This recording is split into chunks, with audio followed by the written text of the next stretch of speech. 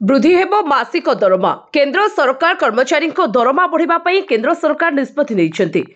सेथिपई अष्टम वेतन कमिशन गठन कराजिबो। 7 थर वेतन कमिशन गठन करा जायछि। एसबु कमिशन को सुपारिश आधार रे केंद्र सरकारी कर्मचारी दरमा 7 थर बढ़िछि। केंद्र सरकार प्रणयन करिथिबा नियम अनुसार प्रति 10 वर्ष रे थरे केंद्र सरकारी कर्मचारी दरमा बढ़ुछि। सेथिपई प्रति 10 वर्ष रे थरे वेतन कमिशन गठन करा जाउछि। एहीपरि 2016 जानुआरी पहिलारे सप्तम वेतन कमिशन रो सुपारिश लागू होइथिला।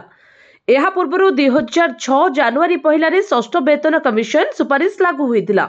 सरकारी तथ्य अनुसार षष्ठ वेतन कमिशन को सुपारिश आधार रे केंद्र सरकारी कर्मचारी को मूल दरमार वृद्धि हार बा फिटमेंट फैक्टर 1.87 थिला एवं दरमारे 40% वृद्धि घटिथिला।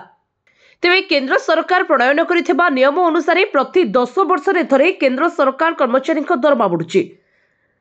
सेथिपई प्रति 10 वर्ष रे थरे वेतन कमिशन गठन करा जाउछि।